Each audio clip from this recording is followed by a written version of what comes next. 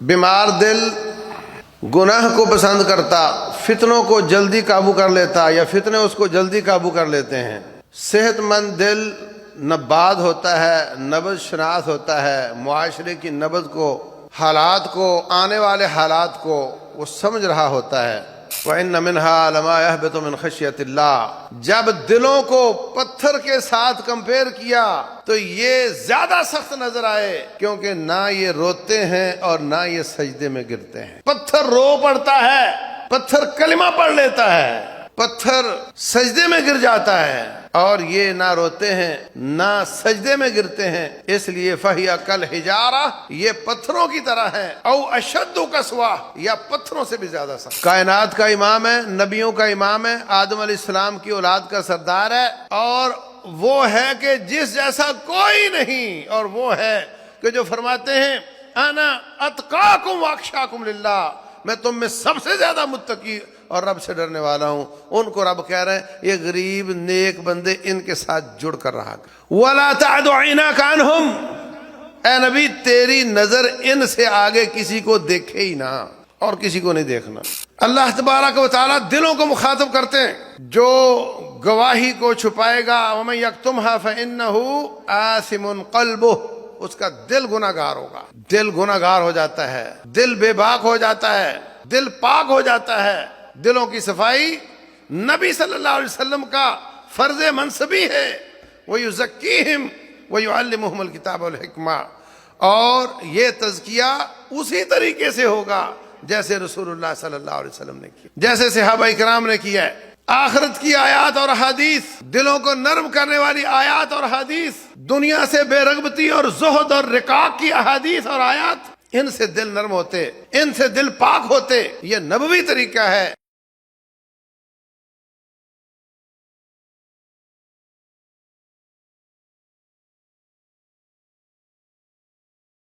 قال اللہ عز وجل فمن كان يرجو لقاء ربه فليعمل عملا صالحا ولا يشرك بعبادة ربه أحدا۔ محترم سامعین اور سامعات، اللہ تبارک و تعالی اپنے کلام اور وحی کے ساتھ ہاتھ پاؤں اور باقی جسم کو مخاطب نہیں کرتا، بلکہ وہ دلوں کو مخاطب کرتا ہے۔ دل بیمار ہو جاتے ہیں، دل صحت مند ہو جاتے ہیں،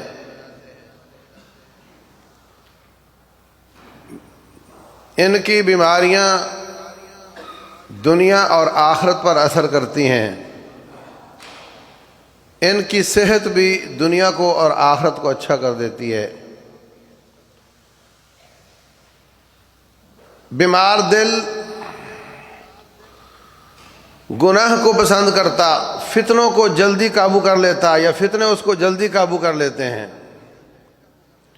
صحت مند دل نباد ہوتا ہے، نبض شناس ہوتا ہے، معاشرے کی نبض کو، حالات کو، آنے والے حالات کو وہ سمجھ رہا ہوتا ہے۔ اللہ تبارک و تعالیٰ نے قرآن حکیم میں دلوں کا تذکرہ بہت زیادہ کیا ہے۔ اللہ فرماتے ہیں فی قلوبہم مرض فزادہم اللہ مرضا، ان کے دلوں میں بیماری ہے اور اللہ نے اس بیماری کو زیادہ کر دیا۔ وہ بیماری کیا ہے؟ ایمان میں شک، نفاق، اوپر سے کچھ اندر سے کچھ اور، یہ بیماری ہے۔ اور رب ذوالجلال والاکرام فرماتے ہیں ثم قست قلوبکم من بعد ذالک، پھر اس کے بعد تمہارے دل سخت ہو گئے۔ اور یہ اتنی سادہ سی بات ہے کہ آپ کسی کا رویہ سخت دیکھو تو آپ فوراً کہتے ہیں اس کا دل بڑا سخت ہے۔ آپ نے نہیں دیکھا، مگر اس کے دل کی سختی اس کے رویے میں جھلکتی ہے، اور اس کے رویے سے دنیا کے ساتھ سلوک بدل جاتا ہے. جب سلوک بدل جاتا ہے تو پھر اس کے دل کی سختی دنیا پہ بھی اثر انداز ہوتی ہے اور آخرت پر بھی ہوگی. اللہ فرماتے ہیں فَهِيَ كَالْحِجَارَةِ أَوْ أَشَدُّ قَسْوَةً. یہ دل پتھر کی طرح ہو گئے ہیں یا اس سے بھی زیادہ سخت ہو گئے ہیں. قرآن سچا ہے نا. ڈاکٹر صاحب کو بولو وہ چھری لے گا اور سینہ پھوڑے گا, اندر سے دل نکالے گا, اس کو پکڑ کے دبائے گا, وہ نرم ہوگا. قرآن کہتا ہے یہ پتھر سے بھی زیادہ سخت ہے. تو یہ سختی معنوی ہے, وہ سختی حسی ہے جو ڈاکٹر تلاش کر رہا ہے.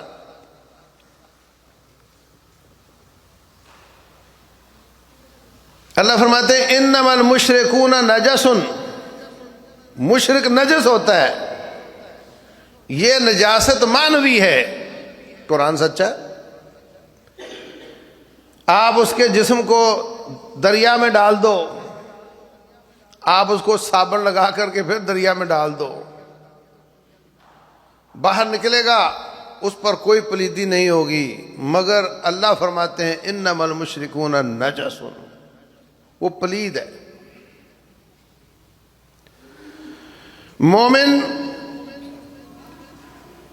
عورت بچے کو دھوتی ہے, اس کا ہاتھ پلید ہو جاتا ہے.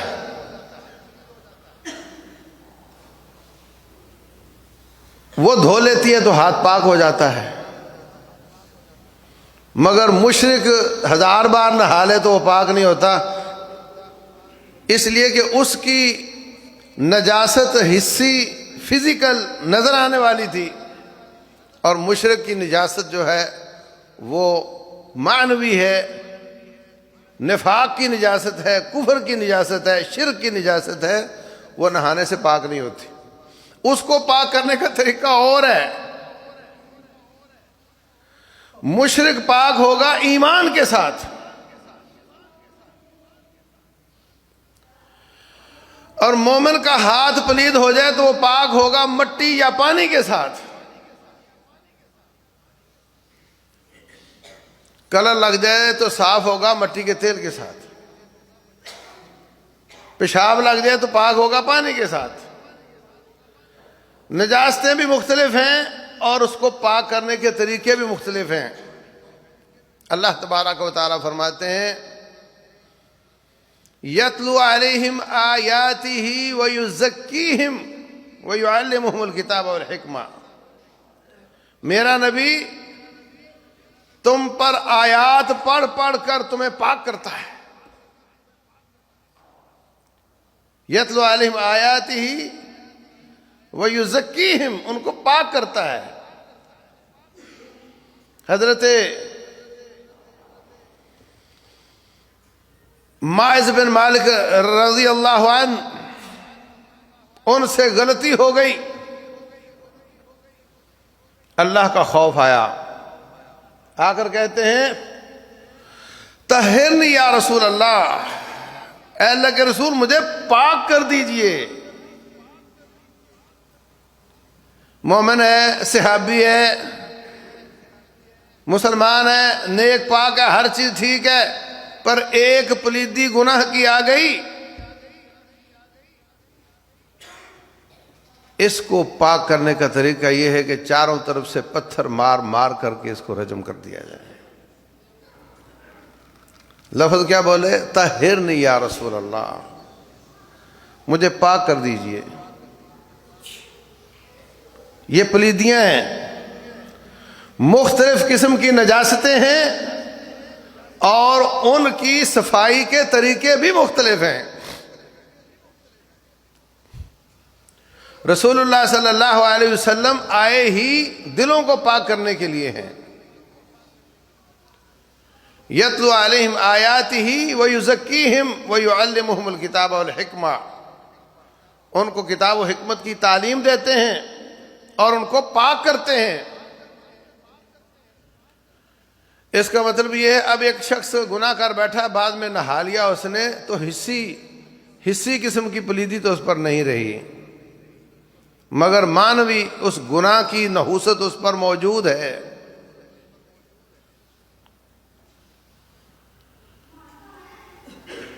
وہ جو گناہ کی نحوست موجود ہے اس کو پاک کرنے کا طریقہ یہ ہے کہ اس کو رجم کر دیا جائے۔ تو میرے عزیز بھائیوں، دلوں کی طہارت اور اس کی فلیکسیبلٹی، اس کا نرم ہونا، وَإِنَّ مِنَ الْحِجَارَةِ لَمَا يَتَفَجَّرُ مِنْهُ الْأَنْهَارُ، ان کے دل پتھر سے بھی سخت ہیں۔ اگر دلوں کو پتھر کے ساتھ کمپیئر کیا جائے تو کچھ پتھر ایسے ہوتے ہیں جن سے پانی نکلتا ہے، وہ روتے ہیں، ان کے آنسو نکلتے ہیں، اور اس کو آپ کہتے ہو چشمہ پھوٹ پڑا ہے، بہت مزیدار پانی ہے، وہ میرے خوف سے رو رہا ہوتا ہے۔ وَإِنَّ مِنْهَا لَمَا يَهْبِطُ مِنْ خَشْيَةِ اللَّهِ، کچھ ایسے پتھر ہیں جو میرے خوف سے سجدہ ریز ہو جاتے ہیں، زمین بوس ہو جاتے ہیں۔ تم کہتے ہو پہاڑ سلائیڈ کر گیا، راستہ بند ہو گیا، وہ میرے خوف سے سجدے میں گرا ہوتا ہے۔ وَإِنَّ مِنْهَا لَمَا يَهْبِطُ مِنْ خَشْيَةِ اللَّهِ، جب دلوں کو پتھر کے ساتھ کمپیئر کیا تو یہ زیادہ سخت نظر آئے، کیونکہ نہ یہ روتے ہیں اور نہ یہ سجدے میں گرتے ہیں۔ پتھر رو پڑتا ہے، پتھر کلمہ پڑھ لیتا ہے، پتھر سجدے میں گر جاتا ہے، اور یہ نہ روتے ہیں نہ سجدے میں گرتے ہیں۔ اس لیے فَهِيَ كَالْحِجَارَةِ، یہ پتھروں کی طرح ہے، او اشد قسوہ، یا پتھروں سے بھی زیادہ سخت۔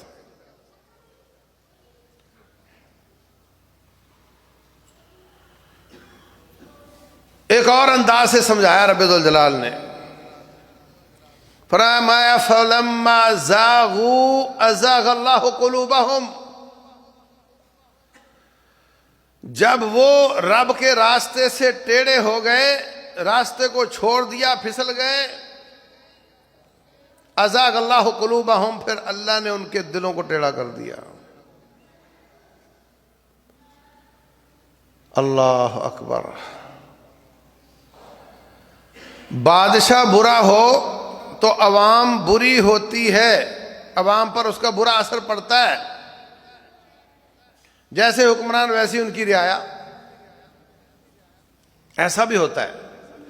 اور ایسا بھی ہوتا ہے کہ جیسی رعایا ویسا حکمران۔ رسول اللہ صلی اللہ علیہ وسلم فرماتے ہیں، ابن ماجہ میں فرمایا، جب کوئی قوم کم تولنے لگ جائے، لینے کے باٹ اور دینے کے اور، تو پھر اللہ تبارک و تعالیٰ 3 سزائیں دیتا ہے۔ نمبر 1 شدت المعونہ، ایک تو یہ کہ مہنگائی بڑھ جاتی ہے، نمبر 2 اشیاء خرد و نوش کم ہو جاتی ہیں، امپورٹ بڑھ جاتی ہے، امپورٹ بڑھ جاتی ہے، باہر سے مال منگوانا پڑتا ہے۔ اشیاء خرد و نوش کم ہو جاتی ہیں، مہنگائی بڑھ جاتی ہے، اور وہ جور سلطان علیہم، ان پر ظالم حکمران مسلط کر دیے جاتے ہیں۔ تو دونوں طرح ہوتا ہے، عوام غلط ہو جائے تو حکمران ظالم رب بطور سزا مقرر کرتا ہے،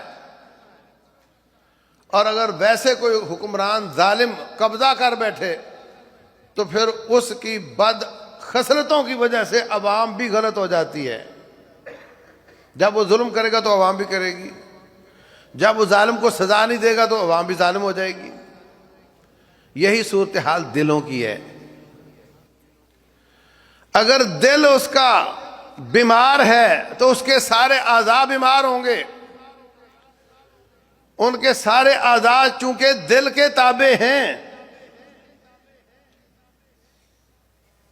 دل کسی چیز کو چاہ رہا ہے تو جسم حرکت میں آتا ہے کہ نہیں؟ ہاتھ پاؤں ادھر چلنا شروع کر دیتے ہیں, ہاتھ ادھر بڑھنا شروع ہو جاتا ہے, دل میں خواہش اور چاہت اور شہوت پیدا ہو جاتی ہے. دل بادشاہ ہے, اعضاء سارے اس کا لشکر ہیں. جب دل بیمار ہو جاتا ہے تو سارے اعضاء بھی بیمار کام کرنا شروع کر دیتے ہیں. اللہ اکبر. رب ذوالجلال والاکرام ہماری ماؤں امہات المومنین کو مخاطب کر کے کہتے ہیں, یا نساء النبی, اے نبی کی بیویوں, لستن کا احد من النساء, تم کوئی عام عورت نہیں ہو. ان اتقیتن, اگر تم اللہ سے ڈرتی ہو, فلا تخضعن بالقول, جو بھی تم سے مسئلہ پوچھنے آتا ہے ویسے تو تمہارا بیٹا ہے, مگر اس کے باوجود لوچدار طریقے سے اس کے ساتھ بات نہیں کرنی. مٹک مٹک کر بات کو لمبا کرنے کی کوشش,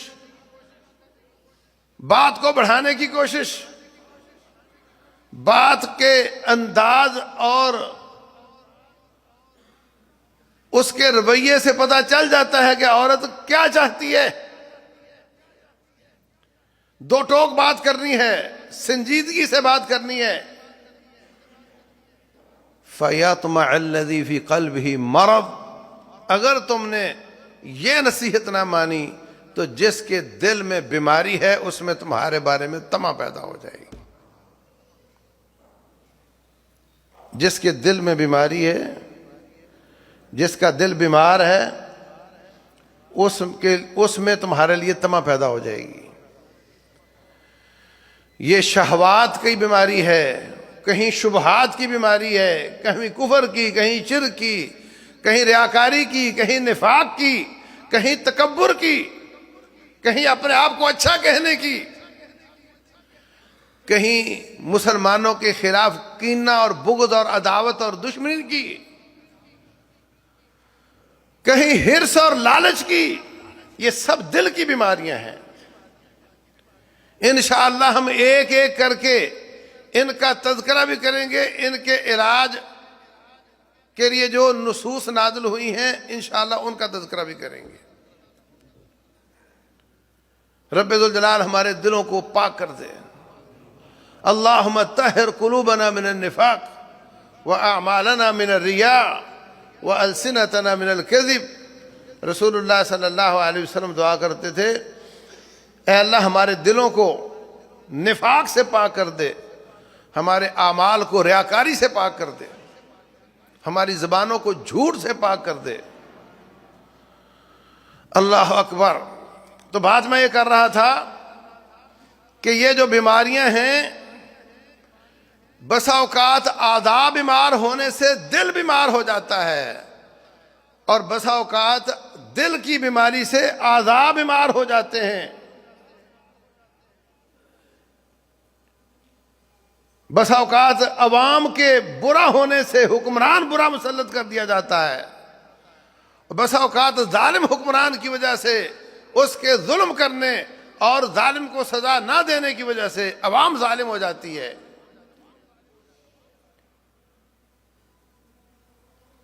رسول اللہ صلی اللہ علیہ وسلم فرماتے ہیں, بلکہ رب ذوالجلال فرماتے ہیں, منافق کہتے تھے کہ اگر ابو بکر صدیق, عثمان غنی یہ لوگ صدقہ کرتے ہیں تو دل تو ہمارا بھی کرتا ہے, پر ہمارے پاس ہے ہی نہیں تو کہاں سے کریں. اگر اللہ ہمیں دے تو ہم بھی کر لیتے. یہ صدقہ کر رہے ہیں, ہم سے ہو نہیں رہا, ہمارے پاس ہے نہیں. اللہ تبارک و تعالی نے ان کو پیسہ دے کر آزما لیا. جب ان کو پیسہ دے کر آزمایا, انہوں نے بخل کیا, کیونکہ وہ صدقہ کرنے والے تھے نہیں. بخل دل کی بیماری ہے.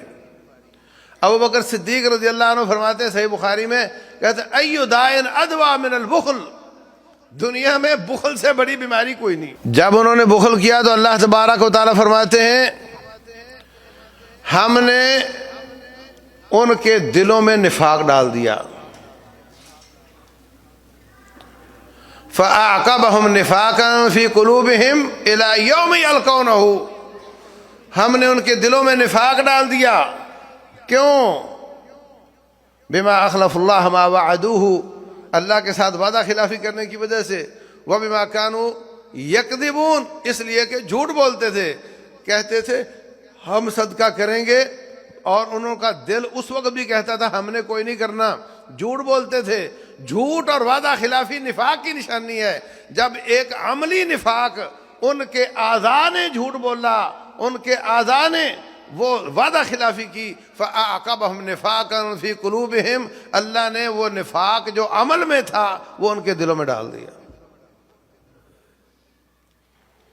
جو حرام پائی کی اعضاء نے، عوام نے، وہ حکمران کے اندر داخل ہو گئی، دل منافق ہو گیا.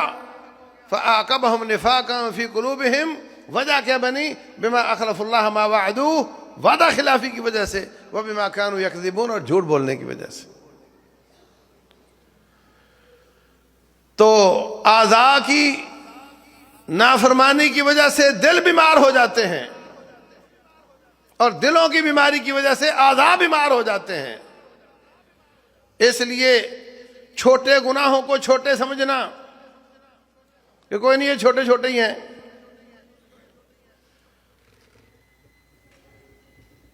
ذروں سے صحرا بن جاتے ہیں، قطروں سے سیلاب آ جاتا ہے، کنکریوں سے پہاڑ بن جاتے ہیں. چھوٹے چھوٹے چھوٹے چھوٹے، پھر بڑھتے بڑھتے آہستہ آہستہ وہ عادت بن جاتی ہے. جب انسان کی عادت بری ہو جاتی ہے تو پھر آہستہ آہستہ اس کا دل، اس کی سوسائٹی بدل جاتی ہے، اس کی سوسائٹی بدل جاتی ہے. وہ برے لوگوں کو پسند کرنے لگ جاتا ہے. پھر وہ بیماری اس کے دل میں گھس جاتی ہے. کبھی آپ ولیمے پر گئے، حال میں داخل ہوتے ہی آپ کو فیصلہ کرنا ہوتا ہے کہ مجھے کس میز پر بیٹھنا ہے. عربی میں کہتے ہیں الطیور علی اشکالها تقع. پرندے اپنے ہم شکلوں پر ہی گرتے ہیں. پنجابی میں کہتے ہیں بٹیرے بٹیروں پہ گرتے ہیں. سمجھے نہیں؟ جو داڑھی والا ہے وہ دیکھے گا کہ میرے جیسی کوئی کہاں بیٹھا ہوا ہے، اور جو اس کے بغیر ہے وہ دیکھے گا کہ میرے جیسا کہاں بیٹھا ہوا ہے. جو ڈاکٹر ہے وہ دیکھے گا اگر میرے جیسا کوئی مل جائے تو بہت اچھی بات ہے. یہ رویے ہیں، یہ رویے ہیں. ان رویوں سے پھر سوسائٹی بنتی ہے. اس پر پھر جب مجلس غلط ہو جاتی ہے تو اعمال غلط ہو جاتے ہیں. نیک لوگوں کا ساتھ دنیا اور آخرت میں فائدہ دیتا ہے. کیسے؟ وہ جو میں نے واقعہ سنا تھا صحیح بخاری کا، وہ آدمی 100 کا قاتل ہے، توبہ کر کے نکلا ہے نیک لوگوں کی بستی کی طرف. سب گھر بار چھوڑ کر نکل گیا ہے، ہجرت کر لی اللہ کے واسطے، اور ابھی پہنچا نہیں تو موت آ گئی. اللہ نے فرمایا اگر یہ نیک بستی کے قریب ہے تو جنت کا وارث ہوگا. اندازہ لگائیں آپ. یہ نہیں کہا اگر یہ نمازی ہے، تہجد گزار ہے، عمرے کرتا تھا. نہیں، اس کا اپنا عمل کوئی نہیں، صرف اس کے دل میں نیک لوگوں کی محبت ہے. نیک لوگوں کے پاس بھی نہیں گیا، محبت ہے، جانا چاہتا ہے. حقیقت میں وہ نیک لوگوں سے ابھی دور تھا، برے لوگوں کے ابھی قریب تھا جہاں اس کو موت آئی. جب بادشاہ راضی ہو جائے نا تو پھر سارے کام آسان ہو جاتے ہیں. اگر آپ شناختی کارڈ بنوانے جاؤ نا تو لائن میں لگو اور یہ کرو اور وہ کرو. اگر بڑا آپ کا آفیسر واقف ہو بیٹھے آپ چائے پئیں، ابھی کر لیتے ہیں، سب ہو جاتا ہے. جب بادشاہ راضی ہو گیا تو اللہ تبارک و تعالیٰ نے ادھر والے زمین کے ٹکڑے کو کہا تو سکڑ جا اور برے لوگوں کی بستی کی طرف والے کو کہا تو پھیل جا۔ جب فرشتوں نے ماپ کر دیکھا تو فیصلہ ہوا کہ اس کو جنت کا وارث بنایا جائے۔ نیک لوگوں کی محبت، ان کے قرب کی کوشش، یہ واحد نیکی تھی اس کے پاس، اور کوئی نیکی نہیں تھی بظاہر۔ اور رسول اللہ صلی اللہ علیہ وسلم فرماتے ہیں کہ جنتی جب جنت میں جانے لگیں گے تو ان کی نظر جہنم میں پڑے گی۔ کچھ لوگوں کو وہ پہچان لیں گے، یا اللہ یہ تو ہمارے دوست ہیں، ہمارے محلے میں رہتے تھے، ہمارے ساتھ نمازیں بھی پڑھتے تھے، یہ کیسے آگ میں آ گئے؟ یا اللہ ہم نے ان کے بغیر نہیں جانا، یا اللہ ہم نے ان کے بغیر نہیں جانا۔ رب ذوالجلال فرمائے گا جاؤ جن جن کو پہچانتے ہو ان کو نکال کر اپنے ساتھ ہی لے جاؤ۔ یہ نیک لوگوں سے محبت ہے، ان کے ساتھ اٹھنے بیٹھنے کا فائدہ ہے، جس کو آج ہم اسٹیٹس کے مخالف سمجھتے ہیں۔ اللہ تبارک و تعالی فرماتے ہیں وَاصْبِرْ نَفْسَكَ مَعَ الَّذِينَ يَدْعُونَ رَبَّهُمْ بِالْغَدَاةِ وَالْعَشِيِّ يُرِيدُونَ وَجْهَهُ۔ اے نبی صلی اللہ علیہ وسلم، یہ جو غریب لوگ ہر وقت رب کو پکارتے رہتے ہیں، دعائیں کرتے رہتے ہیں، اللہ اللہ کرنے والے ہیں، ان کے ساتھ اے نبی آپ ان کے ساتھ جڑ کر رہا کریں۔ کائنات کا امام ہے، نبیوں کا امام ہے، آدم علیہ السلام کی اولاد کا سردار ہے، اور وہ ہے کہ جس جیسا کوئی نہیں، اور وہ ہے کہ جو فرماتے ہیں انا اتقاکم واخشاکم للہ، میں تم میں سب سے زیادہ متقی اور رب سے ڈرنے والا ہوں۔ ان کو رب کہہ رہے ہیں یہ غریب نیک بندے ان کے ساتھ جڑ کر رہا کریں۔ وَلَا تَعْدُ عَيْنَاكَ عَنْهُمْ، اے نبی تیری نظر ان سے آگے کسی کو دیکھے ہی نہ، اور کسی کو نہیں دیکھنا، بس ان کو ہی دیکھنا ہے۔ بڑی تربیت کی رب ذوالجلال نے۔ اللہ اکبر۔ ایک نابینا صحابی آ کر کے پوچھ رہا ہے حضرت یہ مسئلہ مجھے بتا دیں، ادھر ایک مکے کا چودھری بیٹھا ہوا کافر، آپ اس کو سمجھا رہے ہیں، دین کی بات بتا رہے ہیں، حرص یہ ہے کہ یہ بندہ مان گیا تو اس کے پیچھے کافی سارے لوگ مسلمان ہو جائیں گے۔ وہ غریب نابینا صحابی مسئلہ پوچھنا چاہ رہا ہے، آپ اس کی بات کی طرف توجہ نہیں دے رہے، آپ توجہ دے رہے ہیں اس چودھری کی طرف، اس کو سمجھا رہے ہیں، آپ سمجھتے ہیں میری بات نہ ٹوکے، یہ نابینا ہے، اس کو نہیں معلوم کیا حالات چل رہے ہیں۔ آپ نے اس کی طرف بے توجہی کی اور توجہ ساری ادھر کی، اللہ تبارک و تعالی نے سورت نازل کر دی عبس وتولی ان جاءہ الاعمی۔ نابینا تھا اس لیے آپ نے ماتھے پہ تیوری چڑھائی اور اس سے بے رغبتی کی۔ جو آگے بڑھ کر تیری طرف آنا چاہتا ہے آپ اس سے بے رغبتی کرتے ہیں، اور جو آپ کی بات سننا نہیں چاہتا اس کو آپ سنانا چاہتے ہیں۔ یہ تربیت کی ہے اللہ تبارک و تعالیٰ نے۔ تو یہ رویے برے لوگوں کا ساتھ دل کو بیمار کر دیتا ہے، اچھے لوگوں کا ساتھ دلوں کو صحت مند کرتا ہے، ان کو عافیت دے دیتا ہے۔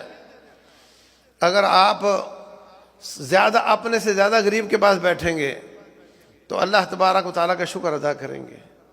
رسول اللہ صلی اللہ علیہ وسلم فرماتے ہیں انظروا الی من هو اسفل منکم، جو تم سے نیچے ہے اس کو دیکھو، ولا تنظروا الی من هو فوقکم، جو اپنے سے اوپر ہے اس کو مت دیکھو۔ پھر کیا ہوگا؟ هو اجدر الا تزدروا نعمت اللہ علیکم، اس سے تم اللہ کی نعمتوں کی ناشکری نہیں کرو گے۔ ایک فوجی ریٹائر آفیسر کو ملا، وہ عسکری میں رہتا تھا، تو میں نے کہا یہ آپ لوگ عسکری میں رہتے ہو تو کوئی ڈیفنس میں کوئی کسی اور سوسائٹی میں کیوں نہیں رہتے؟ کہنے لگا اس لیے کہ یہاں ہم سب ایک جیسے ہیں، ایک جیسے گھر ہیں، ایک جیسے رینک ہیں۔ وہاں جاتے ہیں تو وہ بڑے بنگلے ہیں، ان کے پاس زیادہ گاڑیاں ہیں، پھر ہمیں احساس کمتری رہتا ہے۔ یہاں ہم بڑے بن کر رہتے ہیں، وہاں ہم چھوٹے بن کر رہتے ہیں، اس لیے ہم یہاں رہنا پسند کرتے ہیں۔ تو جب آپ اور غریبوں کے ساتھ ملیں گے، آپ میں اور احساس شکر آئے گا کہ یا اللہ یہ دیکھیں یہ بھی انسان ہے، اور ہم اللہ تعالیٰ نے ہمیں کتنا اچھا رکھا ہوا ہے۔ رب ذوالجلال والاکرام کا شکر ادا کریں، تکبر نہ کریں، شکر ادا کریں اللہ تعالیٰ کا۔ تو میرے عزیز بھائیوں، دلوں کا علاج آیات کے ساتھ بھی ہوتا ہے، احادیث کے ساتھ بھی ہوتا ہے، اور یہ معاشرتی کام اور ریلیف کے کام اور نیک لوگوں سے دوستی اور اچھی مجلس، اس کے ساتھ بھی دلوں کا علاج ہوتا ہے۔ رسول اللہ صلی اللہ علیہ وسلم فرماتے ہیں، فرمایا کنت نہیتکم عن زیارت القبور فزوروها، میں تمہیں قبروں کی زیارت سے منع کیا کرتا تھا، اب میں تمہیں حکم دیتا ہوں کہ قبروں کی زیارت کیا کرو۔ فإنها تذکر الآخرہ، اس سے آخرت یاد آتی ہے۔ جب آخرت انسان کے آنکھوں کے سامنے ہو تو پھر دل ان کا ٹھیک ہو جاتا ہے۔ یہ دلوں کا علاج ہے۔ بیماروں کی تیمارداری کرنا، بیماروں کے حال احوال سننا، پوچھنا، قبرستان میں جا کر کے ان کے حالات دیکھنا کہ مجھے بھی کبھی ادھر آنا پڑے گا۔ دل کی بیماری، طمع، لالچ، تکبر، غرور جب سب مٹ جانے والا ہے تو کس بات کا غرور؟ مجھے یہاں آ کر کے تھوڑی سی جگہ ملنی ہے، یہ سب باتیں اس کے دل کی شفا ہیں۔ آج جس طرح جسم کی بیماریوں کا علاج صحیح اور غلط طریقے سے ہوتا ہے، ایسے دلوں کا علاج بھی صحیح اور غلط طریقوں سے ہو رہا ہے۔ ایک شخص علاج کرتا ہے اور وہ کیمو تھراپی کرتا ہے یا اینٹی بائیوٹک بہت زیادہ لگا دیتا ہے، وہ اور کئی بیماریاں اسے شروع ہو جاتی ہیں، اس سے مزید کئی بیماریاں جنم لیتی ہیں، پھر ان کا علاج شروع ہو جاتا ہے۔ خون کو گاڑھا ہونے سے بچانے کے لیے دوائیاں کھائی جاتی ہیں تاکہ ہارٹ اٹیک نہ ہو، پھر وہ دوائیاں خود اپنے سائیڈ ایفیکٹ چھوڑنا شروع کر دیتی ہیں۔ شوگر کا علاج مختلف طریقوں سے ہوتا ہے، پھر ان دوائیوں کا علاج ان کی کمپلیکیشن شروع ہو جاتی ہیں۔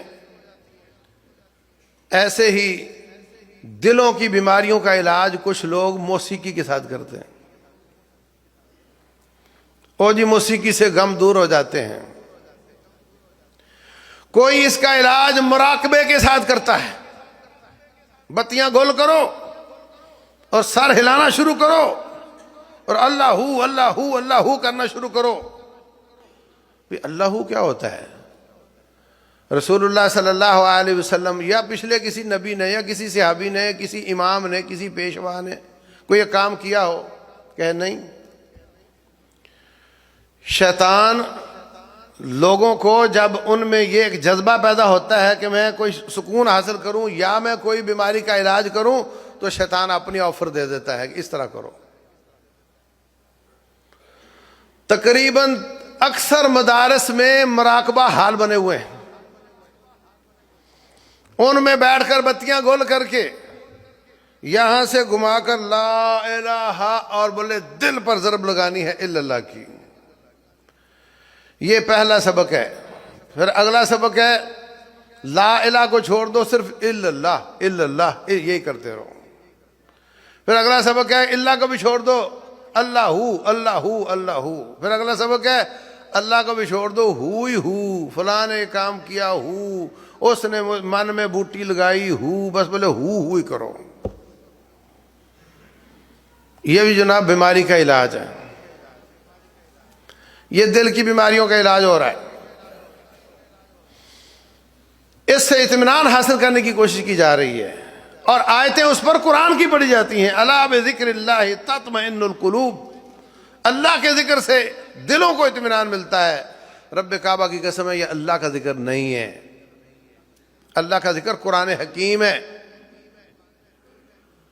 انا نحن نزلنا الذکر وانا لہ لحافظون، ہم نے ذکر نازل کیا ہے، یہ ذکر ہے اللہ تعالیٰ کا۔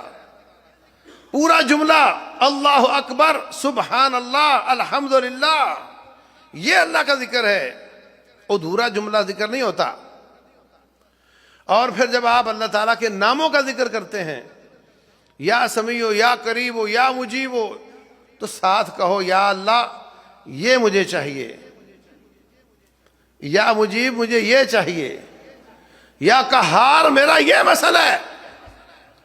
اللہ تبارک و تعالیٰ کو پکارو، جب وہ متوجہ ہو تو اپنی درخواست پیش کرو۔ یہ اس طرح دلوں کو اطمینان ملتا ہے۔ اپنے بنائے ہوئے طریقوں سے دلوں کو اطمینان نہیں مل سکتا، وہ جعلی طریقے سے شیطان کی طرف سے وجد آ جاتا ہے، گھوم گھوم کر دماغ خراب ہو جاتا ہے، بولے اب یہ پہنچ گیا ہے۔ اس طرح نہیں ہوتا۔ تو میرے عزیز بھائیوں، اللہ تبارک و تعالیٰ دلوں کو مخاطب کرتے ہیں۔ جو گواہی کو چھپائے گا، وَمَن يَكْتُمْهَا فَإِنَّهُ آثِمٌ قَلْبُهُ، اس کا دل گناہ گار ہوگا۔ دل گناہ گار ہو جاتا ہے، دل بے باک ہو جاتا ہے، دل پاک ہو جاتا ہے۔ دلوں کی صفائی نبی صلی اللہ علیہ وسلم کا فرض منصبی ہے۔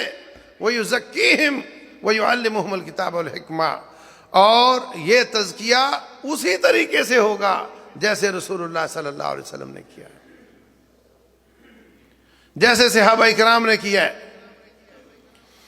آخرت کی آیات اور احادیث، دلوں کو نرم کرنے والی آیات اور احادیث، دنیا سے بے رغبتی اور زہد اور رقاق کی احادیث اور آیات، ان سے دل نرم ہوتے، ان سے دل پاک ہوتے۔ یہ نبوی طریقہ ہے۔ انشاءاللہ ایک ایک کر کے ان بیماریوں کو لے کر ان کے متعلق جو اللہ اس کے رسول نے فرمایا ہے ان کا تذکرہ کریں گے، اور امید رکھیں گے کہ رب ذوالجلال ہمارے دلوں کو پاک کر دے گا، ہمارے دلوں کو نرم کر دے گا، ہمارے دلوں کا تزکیہ ہو جائے گا۔ اور جب دلوں کا تزکیہ ہو جائے تو پھر اعضاء کا تزکیہ ہو جاتا ہے۔ جب اعضاء کا تزکیہ ہو جائے تو پھر انسان نیک کام کرتا ہے، برائیوں سے اچاٹ ہو جاتا ہے۔ ایک شخص، اس کا دل برائی کو چاہتا ہے مگر وہ بچتا ہے، ایک یہ کیفیت ہے۔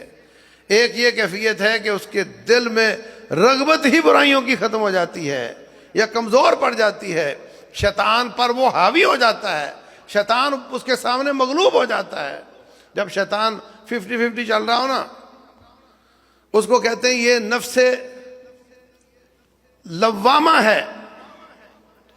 گناہ ہو بھی گیا، دل نے ملامت بھی کی، لوامہ کا معنی ملامت کرنے والا۔ گناہ بھی ہو گیا، ملامت بھی ہو گئی، پھر توبہ بھی ہو گئی، پھر گناہ ہو گیا۔ اور اس سے پچھلا لیول ہے نفس امارہ بالسوء، ان النفس لامارۃ بالسوء، دل گناہ پر ابھارتا ہے۔ یہ بیمار دل کی نشانی ہے۔ شیطان غالب ہے، بندہ مغلوب ہے، اس کو شیطان برائی پر ابھارتا ہے۔ یہ پہلی کیفیت امارہ بالسوء۔ تقوی، للہیت، ذکر اذکار، استغفار، اچھے لوگوں کی مجلس، درس و دروس، یہ کرنے کے بعد پھر کیفیت یہ ہو جاتی ہے نفس لوامہ۔ گناہ ہوا تو فوراً ملامت ہوئی، توبہ ہوئی، گناہ ہو گیا تو فوراً ملامت ہوئی، توبہ ہوئی۔ اور جب انسان اور آگے بڑھتا ہے، اور آگے بڑھتا ہے، داعی بن جاتا ہے، مجاہد بن جاتا ہے، شیطان مغلوب ہو جاتا ہے۔ شیطان اس کو بہکانے کی بجائے زیادہ فکر اس بات کی کرتا ہے کہ لوگوں کو اس سے کیسے بچانا ہے۔ یہ تو میرے ہاتھ سے نکلتا جا رہا ہے، اب یہ جو لوگوں کو میرے ہاتھ سے چھین رہا ہے اللہ کی طرف لا رہا ہے، ان کو کیسے بچانا ہے؟ تو جب شیطان مغلوب اور انسان غالب ہو جاتا ہے، اس کو کہتے ہیں یا ایتھا النفس المطمئنہ ارجعی الی ربک راضیۃ مرضیہ فادخلی فی عبادی وادخلی جنتی۔ تو یہ 3 مرحلے قرآن حکیم نے بیان کیے ہیں۔ اس سانچے میں اپنے آپ کو سوچے میں کہاں کھڑا ہوں، اور ساتھ ساتھ جمعہ سنیں اور ساتھ ساتھ چیک کریں کہ میں کہاں پہنچا ہوں اور مجھے کہاں جانا ہے، اور ساتھ ساتھ اپنے ساتھ لوگوں کو بھی لے کر آیا کرو۔ سردی اتنی زیادہ نہیں ہے، اپنی سواری اس کی سیٹ خالی لے کر نہ آیا کرو، لوگوں کو دعوت دے کر ساتھ لے کر آیا کرو۔ یہ دعوت اللہ کا واجب ادا ہوگا آپ کا، بولوں گا میں، واجب آپ کا ادا ہوگا۔ اللہ تبارک و تعالی ہمیں نفس مطمئنہ عطا فرمائے، رب ذوالجلال والاکرام دلوں کی تطہیر اور تزکیہ فرمائے، ہمیں پاک کر کے دنیا سے لے کر جائے۔ واللہ اعلم، وصلی اللہ وسلم وبارک علی نبینا